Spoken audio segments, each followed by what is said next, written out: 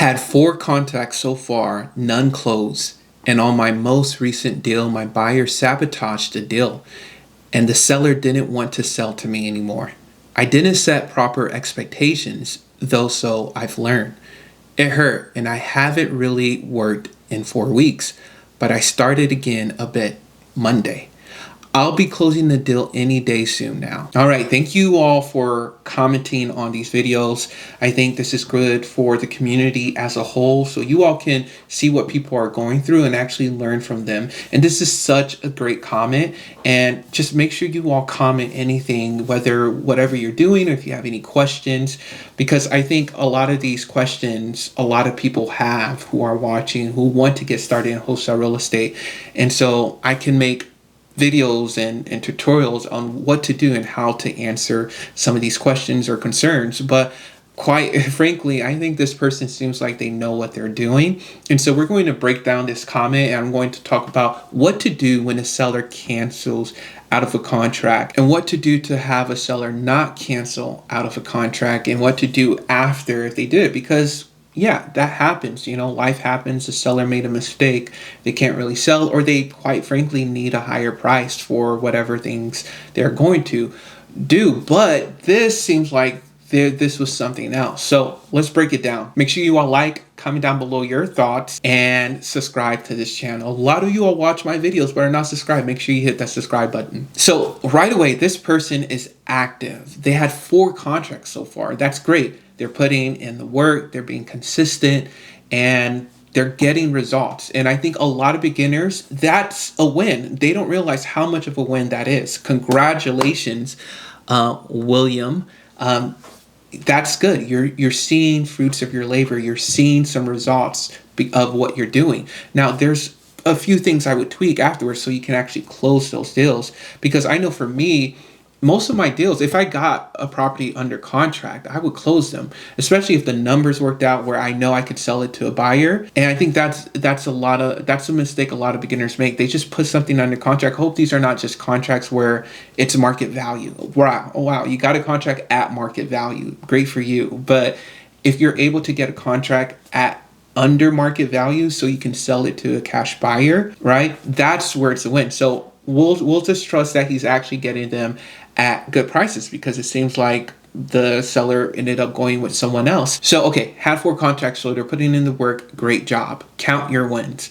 Okay, most recent deal. The buyer sabotaged the deal and the seller didn't want to sell to me anymore. All right, so that's the thing.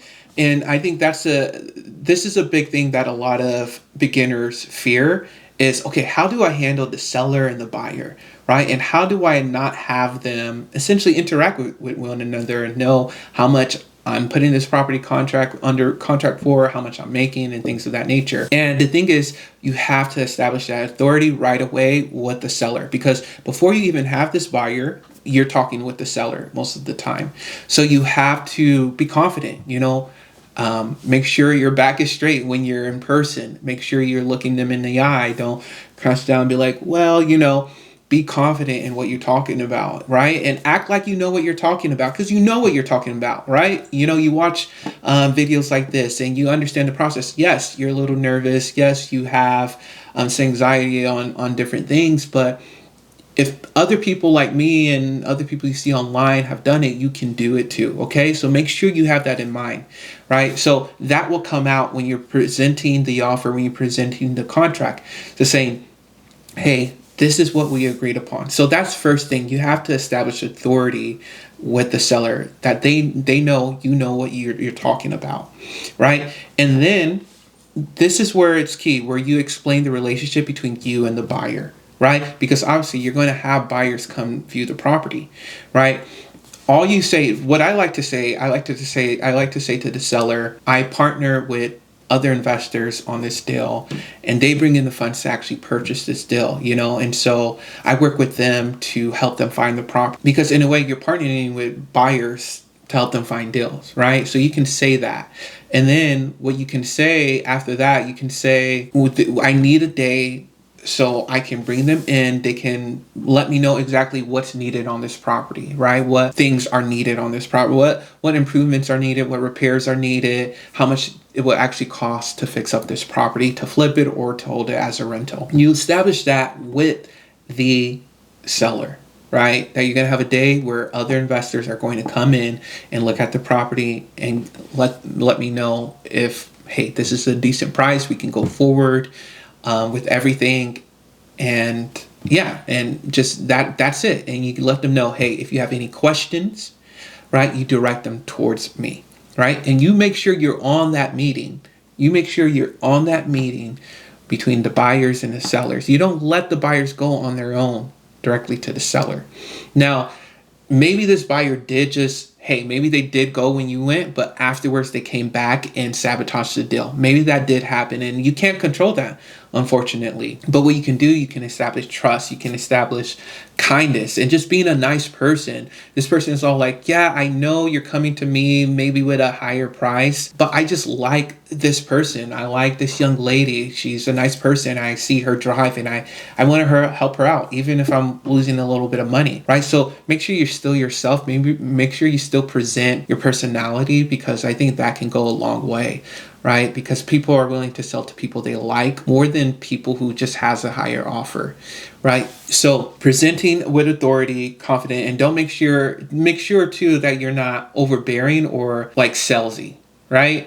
You can, yes, sales tactics actually do work. So make sure you still use all the sales tactics, but just be a nice person and build rapport. The other thing is, before you have the meeting, you set the expectations with the buyers. You let them know if you have any questions about the repairs needed on the property, the condition of the property, the situation, or you direct them towards me.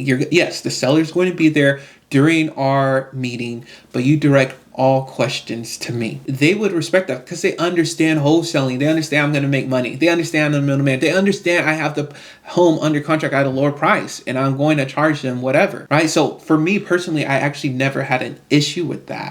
If I had an issue where I know I couldn't perform, I'm all like, hey, buyer, just take this deal on, work with the seller directly. That's the only way I see that happening. But I've never, and it's just a blessing. I haven't dealt with that. But the more deals you do, of course you're going to deal with it. You set that expectation with the buyer. You have the meeting, and then afterwards you can go back to the buyers and talk to them. And then it seems like this person knows this already. Everything that I've been saying, because they say I didn't set proper expectations though, so I've learned. So they've learned to set proper expectation, and hopefully it was the right expectation. And so this is such a great comment for all of you all as beginners. Learn from William. I'm just reiterating what he's saying, and so I'm encouraging William. Once you get that first deal, hop on my channel and we'll talk about it, right? And if you have any other questions, write it down below. Maybe I'm able to comment on it and whatnot. But one thing that I have to call out William is that he hasn't worked in 4 weeks. Yes, having 4 deals go bad is wrong, and you don't want that to happen, but you can't let that stop you from continuing on. The number one thing I see beginners struggle with is consistency. You have to be consistent. I remember I learned a lot from door knocking. I did door knocking for 1 summer, selling faith-based books. And, my best days were when I was able to accept rejection the best. And it just didn't get to me. But some days it would get to me. And those were my lowest days. Mentally, and also financially. I didn't make as much. But when I was like, okay, I have a goal, boom. You said no, boom. You said no, boom. You said no, boom. Oh, you're saying yes, we're having conversation, but you still say no? Okay, boom. And I just went on and I had a goal and I just went through the rejections, and those are the days where I made the most money. So make sure, you have this momentum going, right? Don't stop that momentum. Keep on going. And that's what I would say. Now, to address the seller canceling out of the deal, let's say everything worked out where the numbers were right and it was actually a good deal. Because sometimes, let's just be frank, sometimes beginners may not know exactly what they're doing. And the buyer has to step in and say, no, you're doing this wrong. Let me just take hold of this. No, this is right. You're not. And I'm not saying this is true about William, but I'm just saying that sometimes wholesalers put sellers in a bad contract where the price doesn't make sense. It doesn't really get them out of the debt they're in, or what their goals, whatever their goals are and whatnot. And so this is when an end buyer steps in. What I would say is there are different contracts that you can make. Let's say that's not the case, but it's just a normal case and a buyer went behind your back. What you have to do is you can sign an addendum, or you can sign another contract with the county that blocks other people from getting into this contract. And so there are different names for that, but you can look it up and you just record it with the county clerk or whatever, and you can, essentially hold it where if someone tries to close it with title sees, oh, there's another contract, there's another stipulation to this. I can't close this without this person.